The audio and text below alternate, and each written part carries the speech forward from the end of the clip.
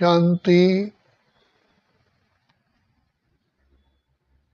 हम सब आत्माएं पिता परमात्मा को 2 युगों से पुकारती रही और पिता परमात्मा से मिलने के लिए हमने लाखों प्रयत्न किए और यही कहा चारों तरफ लगाए फेरे फिर भी हरदम दूर रहे।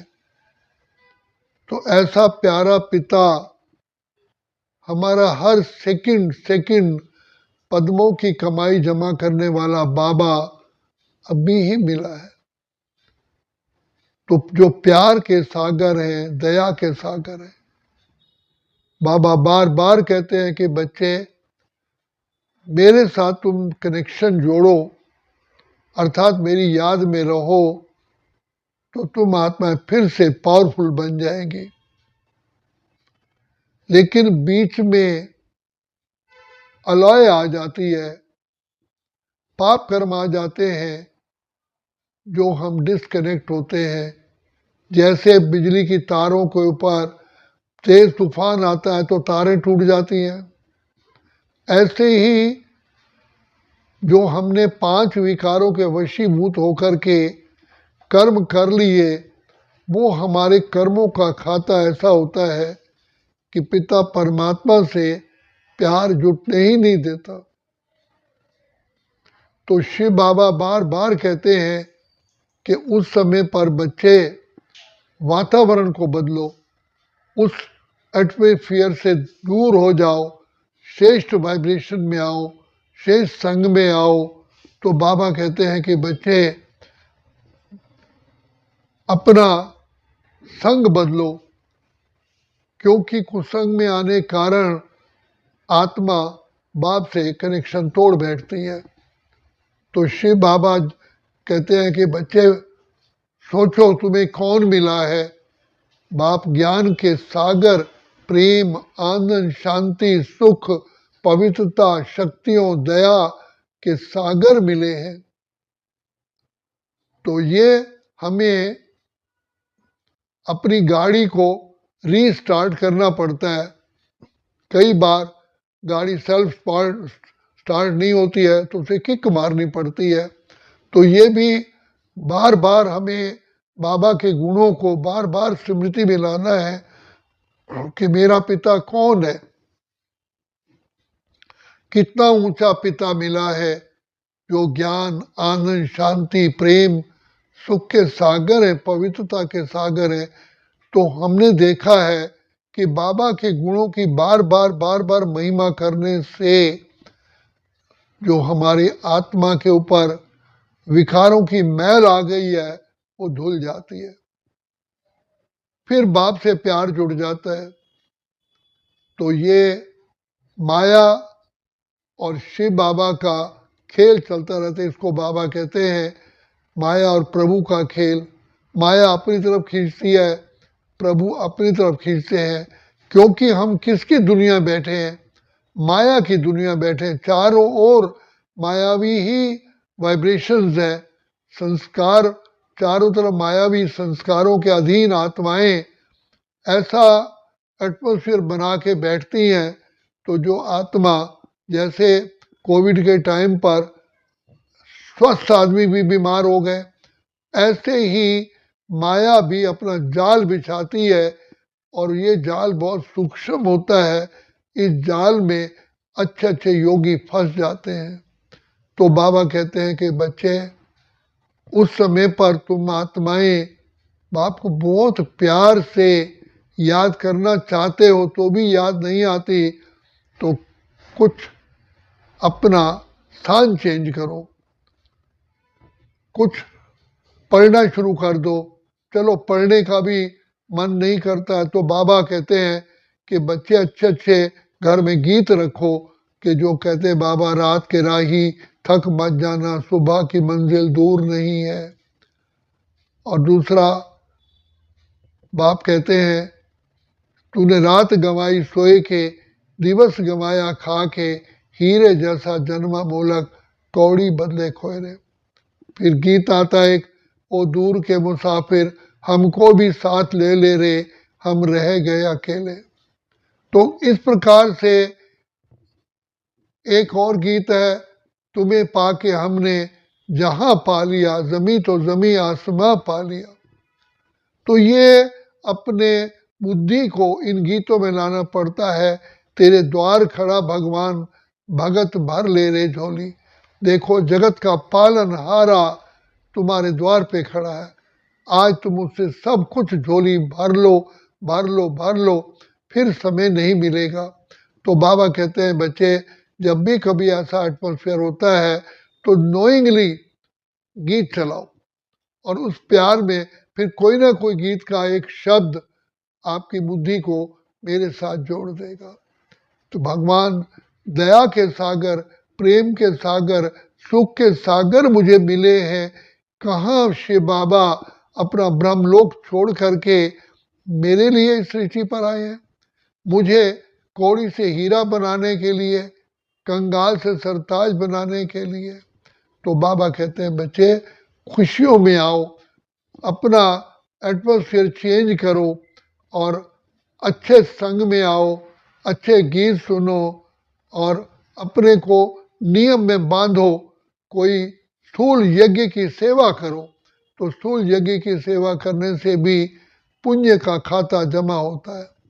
तो इसलिए कभी अगर बुद्धि द्वारा योग नहीं लगता है तो कहो कि आज मैं यज्ञ की सेवा करता हूँ, चाहे आगे बर्तन साफ करो, चाहे झाड़ू पोछा करो, चाहे कुछ भी करो, चाहे चित्रों की सफाई करो, कुछ भी स्थूल काम करने से वो हमारा पुण्य जमा होता है, फिर बाबा से प्यार जुड़ जाता है। तो ऐसा होता है, हम भी भक्ति में कहते थे कि मेरे पाप कर्म ही तुझसे प्रीत न करने देते हैं, अगर मैं चाहूँ मिलना आपसे रोक मुझे वो लेते हैं। तो इसके लिए बाबा कहते हैं बच्चे, पुण्य का खाता जमा करो। तो या तो पहले पुण्य का खाता इतना जमा किया हुआ हो कि सामने परेशानी आए आप स्पिरिचुअली, रूहानियत के तौर से तंदुरुस्त रहोगे, तुम्हारी रूह आत्मा कभी भी इसके प्रभाव में नहीं आएगी। तो बाबा कहते हैं बच्चे, पुण्य का खाता चाहिए, मेरी याद करने के लिए भी पुण्य का खाता चाहिए। तो बाप कहते हैं बच्चे, बाबा की इसलिए नियम नहीं तोड़ो, अपने आप को नियम में बांधो। जैसे हम स्कूल में बच्चा पढ़ने जाता है, चाहे कई बार उसका मन नहीं होता, लेकिन वहाँ स्कूल में जाता है तो उसका फिर किताबें पढ़ने में मन लग जाता है, नहीं तो फिर संसारिक बातों में आवारागर्दी में चला जाता है, और फिर वो उसका संग हटने से फिर पढ़ाई से, टीचर से दूर हो जाता है। तो ये भी एक तरीका है।